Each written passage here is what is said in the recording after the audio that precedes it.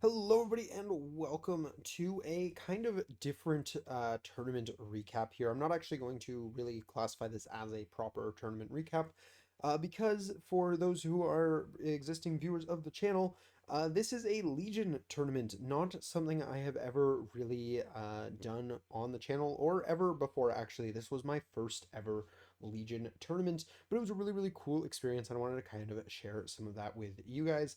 Now, this isn't going to be like my MCP ones, where MCP is the game that I play super competitively, and I go down and I break down play by play and things like that. I'm not going to do that here because honestly, I don't feel like I'm very qualified to do that.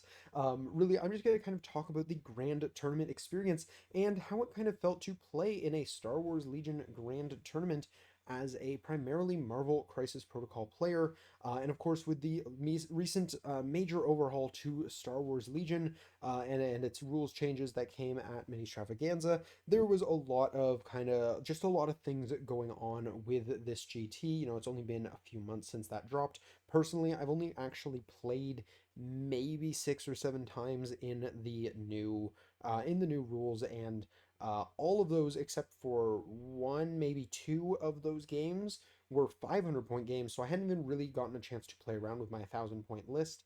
And yeah, it was a really interesting experience. I very much walked into this event kind of being like, okay, I'm going to show up to this grand tournament and I'm going to get absolutely slapped 3, 4 games in a row, however many rounds it was, and I'm gonna walk away hopefully having met some cool people and get some free promo pricing. And part of that is true. I met some cool people. I got some free promo pricing, free in quotations there because of course I had to pay entry into the event. But I got some really cool swag, and hopefully in future battle reports I'll be able to show some of that off because it's really, really cool. The dice are freaking sweet. If you have a GT near you, I would go just for those, but I'm a huge sucker for cool dice. So that's definitely something I do recommend. But I did a lot better than I expected. I mean, I'm not gonna turn around and be like, I went 3-0, I'm top of the game. As you can see, that is not me in first place there.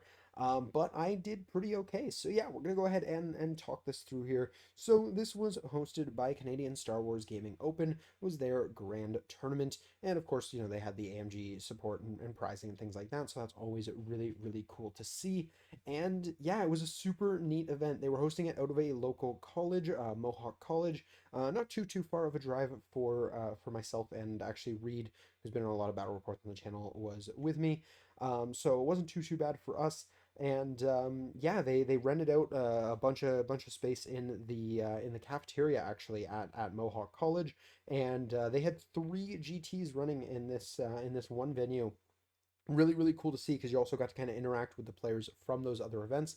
So in the same room as the Legion GT, a couple tables over, there was an X-Wing one, and then across the hallway from us, there was the Shatterpoint GT, which actually Alex from the channel was also there. So really, really cool. Just to kind of see all of that, all of these great Star Wars games being played in the same place. X-Wing recently, unfortunately, got kind of discontinued, but still great to see the community's going really, really strong for that. And of course, Shatterpoint, the newer game, also had a really, really good turnout for that. So really, really fantastic to see that sort of thing here. But yeah, so the event day one just ended at time of recording. By the time this goes live, day two will have been finished, and it was a really, really good event. So here is the top 8 for those curious.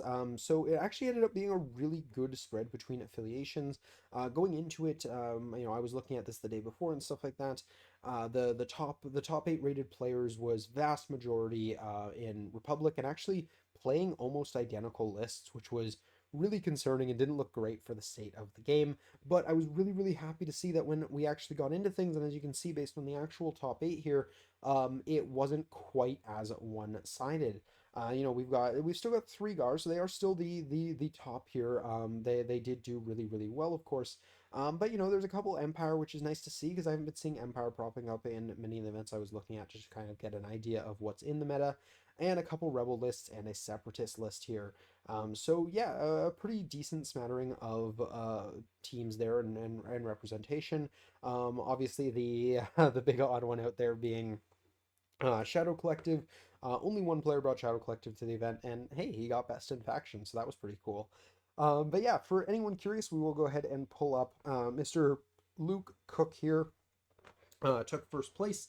Sounded like that was not to the surprise of anyone at the event. So, I've never met him myself. I didn't have the opportunity to play against him today, but seems like he's a really well-respected member of the community. So there is his list if anyone is curious as to what he was running. And this is one of those lists that I was saying there was like six lists that were almost identical to each other, and this is one of them.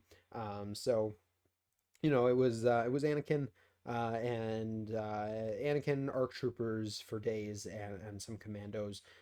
Which, yeah, that makes sense because commandos are kind of insane, and ARC troopers seem like they're really, really good too. So that kind of made sense. So I figure I'll throw that up there. If you want to take a closer look, feel free to pause it. But like I said, I am not well versed in this game enough to properly competitively talk through that. Going down a little bit, we do eventually hit myself here. I came in at 17th place out of 35 or 36 players originally. We had a couple drops. So 36 players, coming in 17th place as my first ever Legion event with as few games under my belt as I had. I'm actually really, really proud of that. I think, obviously it's not amazing, but I went 2-1. I'm actually bottom of 2-1 because my strength of schedule was absolute garbage. But still, going 2-1, I cannot complain at all. That actually that was something that really surprised me. I very much walked into this, when I thought it was a 4 round event, I was kind of being like, okay, 1-3 would be acceptable. 2-2 is what I'm aiming for. Then I found it was 3 rounds, and I was like, okay, it's just not happening. I might get one. I'm not getting two. It's just not gonna happen. But I mean, I managed to pull it off, so I'm pretty happy about that. And yeah, it was a really cool experience. I definitely was able to take advantage of a couple of things going into this event. And if you're kind of on the fence about jumping into the Legion competitive scene, I think now is a great time to do it for the same reasons that it kind of worked out okay for me. The first one just being that with the new shakeup, you're not the only one who hasn't had all of the practice in the world with the way things are now. Um, yeah, I mean, it was one of those big things where coming into this game with very little experience in this specific system, I'm not as held up on the old rules as a lot of other players are. There's a lot less things to me where I'm like, I look at this and I'm like, oh, so this is how it works. And those players are like, yeah, it used to be this, and it always screws me up because I always think it's this and then it doesn't do that. But going into it with the fresh rules, and I've been playing Legion for a while, but not very seriously, so it's really easy for me to adapt to those rules changing, because I haven't got stuck in those habits. I don't know, the math behind the way certain things worked before and the way they work now. So I'm really able to kind of take advantage of that, of being able to look at this with fresh eyes and say, hey, this is a different system than what I'm used to. I have no expectations about how things work. I understand what is in front of me, not there's no history of knowledge with it. Which I think is actually a huge advantage. The other thing is coming in from MCP, just as Marvel Crisis Protocol being my primary competitive game before now, I was able to kind of take some of the understanding I had from the MCP rules and apply them to the new way that Legion rules are done, because of course Legion's new rules are written by AMG, who makes Marvel Crisis Protocol. So there's a few things that kind of just make sense. They just click. Now, alternatively, that can cause some confusion. I know Reed, who placed a little bit lower than me, he got 21 there, going 1 and 2. But Reed kind of had the opposite situation. He actually got hung up on a few things working the way they did in MCP, and not realizing they don't work the same here. But I even had a few moments where it was like, I dropped a unit that was holding an objective, and my opponent thought he got to pick where it went, and I was like, no, I'm actually pretty sure I get to pick. And he was like, oh, I think it's me, but we can check the rules. So sure enough, we did, and I was right on this one, and it was because I know from MCP, I know the logic behind why that works the way it works. And I'm really confident in being able to be like, yeah, I double checked this myself already, so that was why I was so confident in the moment. But it was one of those very much like I just kind of understand that to be the thing of like dropping my opponent's objective carriers will make it harder for them to have those objectives by the end of the round. Um, so it was just kind of that sort of thing. I was able to really take advantage of that and really push that kind of scenario game that wasn't as present in Legion before. and be able to just kind of use that to my advantage as a newer player to this, and not be as trapped. So yeah, that felt really, really good. But I know you guys are probably curious to see what the heck I was running here, so I'll go ahead and pull this up.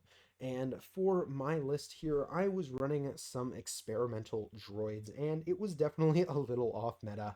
I had a few sighs of relief on my opponent's side of the table when they saw what I was running wasn't what they were expecting.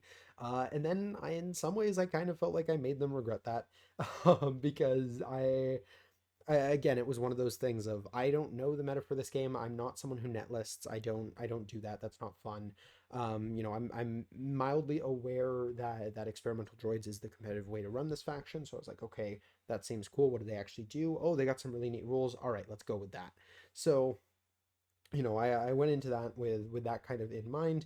And from there, I put Kalani because Kalani just seemed like the best leader, and I think that is the generally agreed opinion. I threw in some B2s with the Hat Trooper, and these guys were absolute stars. They are fantastic. A couple units B1s, one with the Worker Droid as well. I actually might cut him out. He didn't feel super useful. I felt like I was more spread out than he wanted me to be most of the time, but still was a thing. And then here's where I started to throw the curveball of I was running 2 units of Magna Guards. And as far as I'm aware, the kind of meta for CIS and experimental droids, and what a few of my opponents were really expecting to see on the other side of the table, is commandos. But I was running the Magna Guards because I think Magna Guards are really cool. I think their rocket is freaking amazing. Rainbow critical 1 and doesn't have like a tap or recharge or anything like that. Absolutely great. And then I was running them with offensive push because I like giving them aims, and aims are cool. So yeah, and I was running a couple of those because yeah, I really like Magna Guards. I can't really say much more than that. But from there, I was also running another kind of off meta thing there. As far as I'm aware, nobody really runs Droidicas, and I think Droidicas are amazing. I think people are very wrong for not running Droidicas, and I'm sure there's plenty of valid reasons. They suck against melee, but they were really, really cool. I run them with onboard comms channels, and if I were to redo this list again, I would definitely be taking that out of here as well. Also, I didn't mention this, but Steam Leader was not useful and was from a version of this list that was built in the old rules. Yeah, that shouldn't have been here either. But it was too late to change it by the time I realized that. And then, of course, I brought 2 of the snail tanks. These things were absolutely amazing. And I was bringing them with the high energy shells and armor piercing shells because I was basically just able to alternate between the two, and they were both really, really good. The emergency transponder was really, really good, especially for that first round, just moving them onto the board and being like, all right, they're aiming, they're doing all the things, it's great. And then we had the attack protocols because with AI being so generous now, we're really able to take advantage of attack protocols and having that precise. So when we can aim through something like emergency transponders, it feels really, really good, and like strategize off Kalani and stuff like that. So we were able to really take advantage of that precise too without really getting the downside of AI pretty much across my team. None of them really got hit by AI all that much. You can see I actually screwed up my deployment cards here. I only put 2 in my actual list up here, but I did just kind of have a third on my printout page that I was consistent with. So yeah, at least I wasn't screwing around with it there. But my one listed online was incorrect. So that is a thing. Um, but yeah, and my logic on these was kind of shaky. I forget what my third deployment was off the top of my head because these were the only 2 that I played. I played Close the Pocket twice and Recover the Research once, and I'm hesitant on Recover the Research. I'll talk about that when I talk about that game. But Close the Pocket's really, really good for my list. I think it works really, really well for me, so that was cool. But yeah, I don't have too much logic on these. These 3 were the ones that I was most experienced with, and I honestly just kind of felt like they were the best because I'd been playing mostly 500 points, and those are the only 3 available at 500. And I actually think the exact same for the secondary objectives, which is kind of just coincidental. Recon mission is amazing. I love this one. If that's the one I'm thinking of, which is the one where you get like a scanner and you want to scan your enemy units to give them observation tokens and score VPs. That scenario is so much fun. But yeah, so that was my list. And then I'm going to talk briefly about the games. Like I said, I'm not going to go super in depth. I don't want to make this video too long. But my first game was against another somewhat newer player. It sounded like it sounded like for both of us this was our first ever event, And yeah, he was playing Republic. He was playing something kind of similar to a lot of those really scary lists I saw floating around. It was an Anakin Republic list, and he had Rex. He had a Saber tank. He had a couple of Commandos and a couple of ARC troopers, and it was a pretty good game. As you can see, I was able to get a pretty solid lead on score. We were playing close the pocket, and I just kind of I was able to basically I pushed most of my forces to one side, and I put a couple things on the other side just to kind of force him to do something there. And he ended up putting a lot of things on that other side. So what ended up happening was he had his tank and Anakin and Rex actually all on that one side facing off against like a single or no, both my units of Droidekas, single unit of Magna Guards and some B1s. And those things just tied them up for long enough that I was able to on the other side of the board where I had both of my tanks take out all of his commandos. I took out a squad of ARC troopers and a regular squad of clones, locked down that side of the board, and then I was able to start moving over to the middle. And of course, enclose the pocket, scoring the middle is worth double points. So as soon as I started getting those double points online, it was really hard for him to catch up at that point. He started kind of sending things over there, but because I already had stuff there, I was getting a big attrition lead from doing that as well.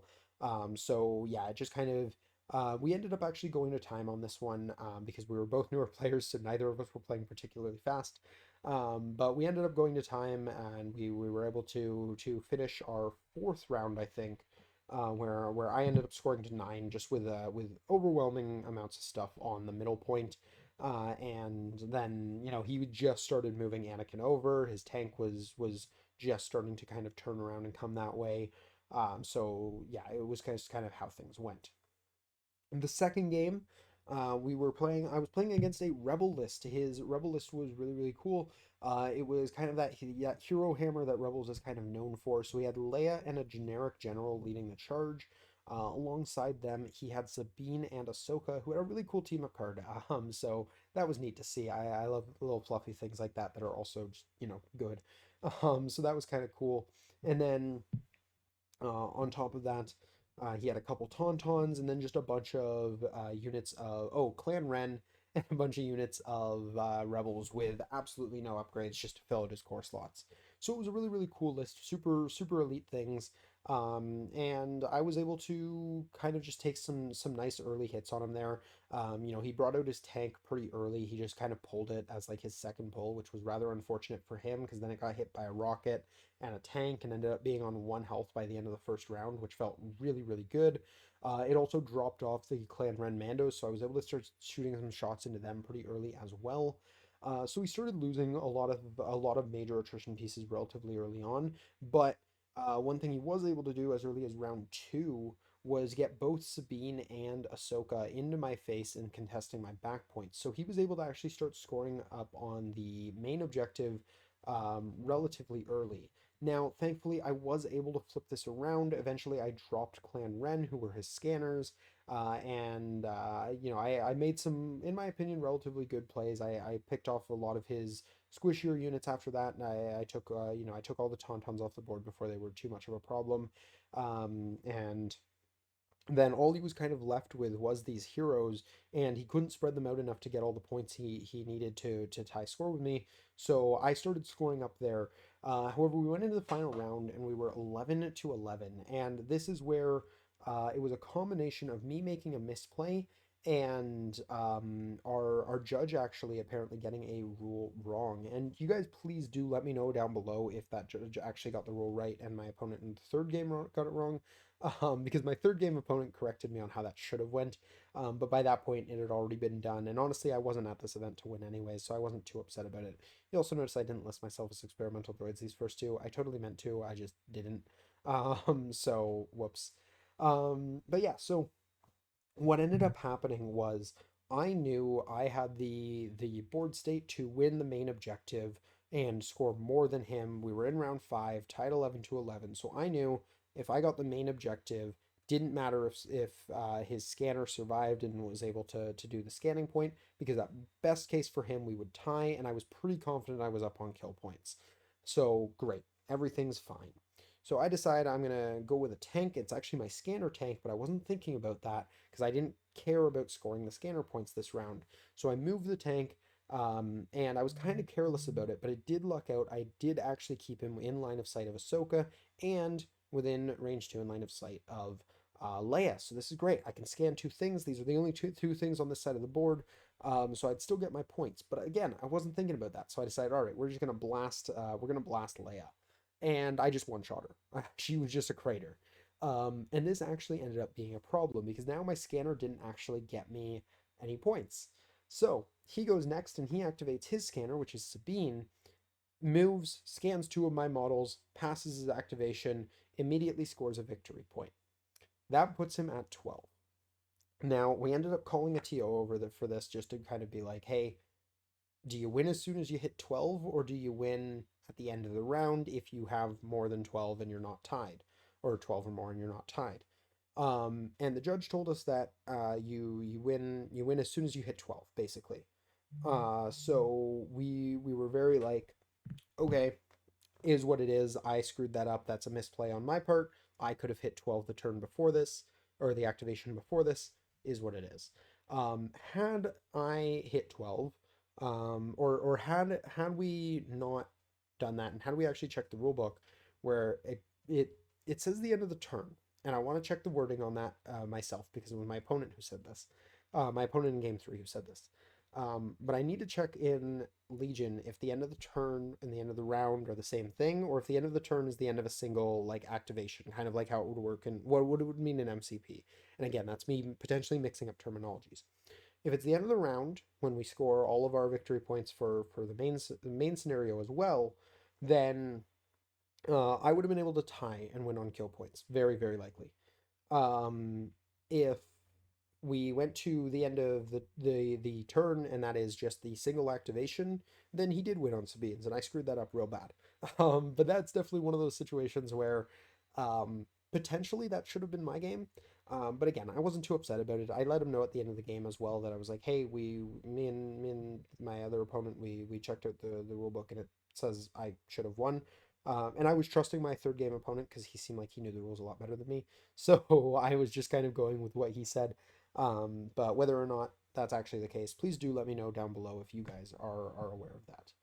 Going to the third game, I was playing against an Empire list, and my opponent seemed like a pretty competent player. He seemed like he knew what he was talking about. So that was kind of cool. I got to play against a really solid Empire list. He was running Vader, triple range troopers, snow troopers with an ion gun. That was the most annoying thing in the world, and a couple units of stormtroopers with one of them had a repair droid or a mechanic or medic droid. That's the one. One of them had a DLT. And then I feel like I'm missing something here that doesn't feel like enough things, but I might be losing my mind. Let me check real quick. Okay, so this was his list here. And yeah, it was a unit of scout troopers and a couple red royals. How could I forget the red royals? Those things were huge. This was a really cool game. I probably had no right to win this one, in full transparency. But he also got a few lucky breaks there as well. So maybe it averaged out. I don't know. But yeah, basically on the right side of the board, he had we were playing Close the Pocket again, and on the right side of the board he had Vader and like a pretty good chunk of his army, and then on the left side he had two units of range troopers, um, one unit of Red Royals, and those snows. Now those snows were really obnoxious. They kept my tank ionized the entire game, and I never succeeded the ion roll. Not only did I never succeed the ion roll, but he got me to the breakpoint really early because I also didn't succeed a single block roll. So I got to the ion point really, really early, or breakpoint rather, and then I failed both the ion and the break and didn't even get to activate in, I want to say, round 3, which is when the tank ended up dying. Really, really tragic. Um, but then the tank on the other side, however, did really, really well.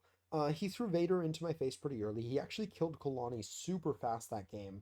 But I was able to then basically back up all my forces and just be like, okay, concentrate fire. We're going to take down Vader. Took a little bit because he had that medic droid there. But we were eventually able to take out Vader. He took another unit of Magna Guards with him, basically. But still, that was worth it. We took Vader out. And from that point, once we took Vader, we kind of saw that dynamic shift in the game where it was like, I felt like I was losing really bad between what was happening with my tank on the one side, Vader in my face on the other.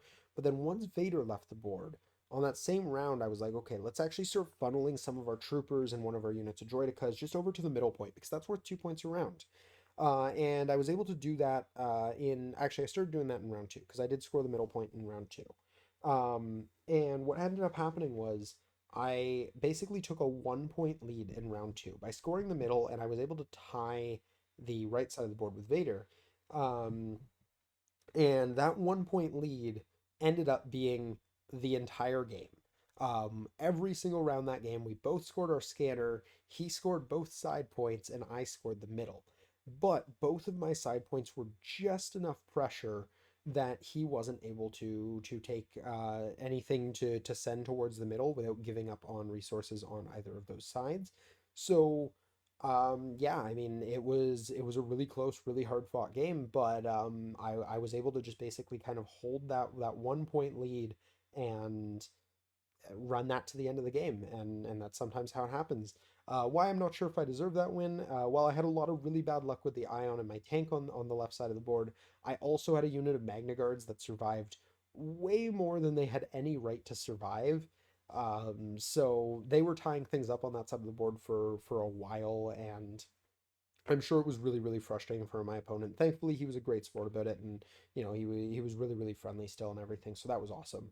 But yeah, it was a really good game. But I ended up taking it probably partially through dumb luck. I'll be honest, my dice were pretty hot on attack rolls through this entire event. Even going back to like round one, my tanks were like one-shotting units of commandos. Obviously, they'd pop Katarn, and then I did it again. He lost 2 units of commandos very, very quickly.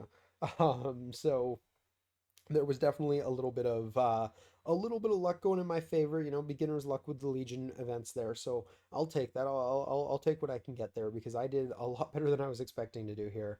Unfortunately, it was one away from that 16th spot, and there was prizing for the top 16. So that was slightly unfortunate, but honestly, I didn't expect to even be close to that. So even just getting there, I was really, really happy about that.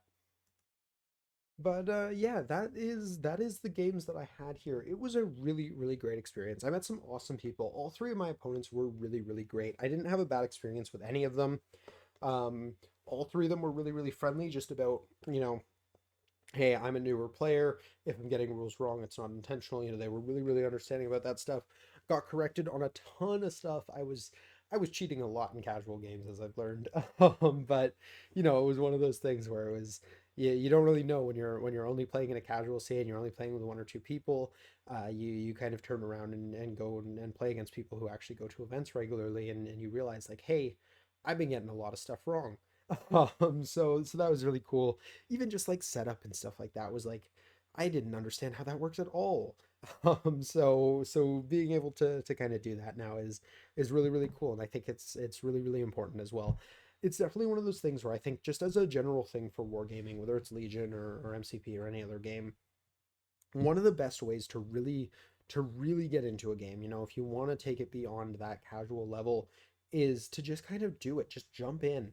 Even if you are mostly playing casually, I don't plan to take Legion and turn it into my main competitive game anytime soon. That's still going to be MCP.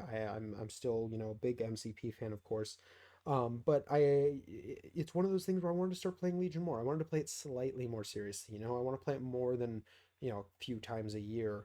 If I can get it weekly sort of thing, I will. Um, so one of the things to really help doing that is just going to an event. You don't have to take first place. You don't have to try to take first place. Showing up just to show up, just to meet new people, play some more games, have fun. It's a great time. It's an amazing experience, and I can't recommend it highly enough for every war game. I've went to now a lot of events for MCP. I've went to this now for Legion, and in both cases, it's really great. You get to meet the community. You get to learn a lot about the game, because there's so much you don't know just playing at home, playing casually, and being able to go to one of these types of events, especially a grand tournament. The first wave of grand tournaments. Being able to kind of say you're a part of that. These events are huge. A lot of the times they're the biggest events in your region, and it's just an amazing experience, and I can't recommend it highly enough. It's just it's really, really cool. And I think it's one of those things where if you're in a position where you can go, even if you're not super comfortable with the rules, maybe watch a couple battle reports or something if you're really, really fresh with it. Um, but even if you're not crazy comfortable, it's worth just kind of checking it out just to kind of meet people, learn what you're doing, get involved with the community, maybe even find out about some other places where people are playing and where you can get some more regular games in. And yeah, I mean, sometimes it'll work out like it did for me, and I ended up going 2-1 anyways. Just between good dice luck and a little bit of wargaming experience from previous games, and I have been in competitive scenes for other games before. Um, but sometimes it won't. And I was totally expecting to walk into this and be like, 1-2, maybe 0-3 even. But I was just looking to have a good time, and I definitely had that. It was really great. And the community is super passionate, especially the Star Wars gaming, Canadian Star Wars gaming group is really, really passionate. You can tell these people love these games. They love the community aspect of it. The X-Wing group in particular in my region is really, really passionate, and they were kind of organizing a lot of this stuff, so that really bled into the rest of the event, and it was fantastic. I have few notes on that. Like, it's just definitely something I strongly recommend checking out. If you have a GT near you, don't be afraid to go to a GT just because you're a newer player. Jump right in, throw yourself in the deep end, have fun. Don't expect to win. That's not why you're there. Just meet people, get some cool swag. The custom dice are freaking amazing. I love them. But I say custom dice. I believe they are AMG official dice, so they are totally tournament legal and things like that. They're just really cool. So yeah, I that's kind of the note I want to end this on is if you have a GT, go sign up for it. If there's one near you, you can make it. Even if you gotta, jump on an hour drive or something like that, it's worth it, man. It's a lot of fun. And be prepared to be exhausted afterwards. This was only a 3-round event, and I am so dead. I'm actually really glad I didn't do well enough to make top cuts because going to another event next day, I would be so drained. And again, that's probably something that comes with, if I was a little more experienced, I wouldn't be quite as drained right now. But yeah, that's I'm beyond dead. This knocked more out of me than any MCP event I've ever been to, and that's just because the games are a lot longer. Obviously, this event started at well, it says 8:30. It actually started at like 9. But we were playing till like 7:45. Like it was a long event. But that makes sense. I mean, Legion's not a crazy fast game. It's not super long, but it's not fast either. So but yeah, it was just a lot of fun. That's kind of my ending note here. But I hope you guys enjoyed this recap. Hopefully I have encouraged you to go out, get involved in some local events, whether it's GTs or just monthly tournaments or anything like that. Great way to engage with the community and occasionally get some cool swag. So strongly encouraged. Hopefully some of you guys are inspired to go and do that. But that is going to do it for my thoughts. Let me know what you guys think just on the GT system as a whole, and if you have any comments on this specific GT. If I mentioned something and you were immediately like, oh my god, you were cheating in every way, you don't deserve any of your wins, blah blah blah, 100%, that's fair. But yeah, just let me know, leave your thoughts down below. But that is going to do it for me for this one. So I hope you guys enjoyed it. Until next time, have a great day, everybody. Peace.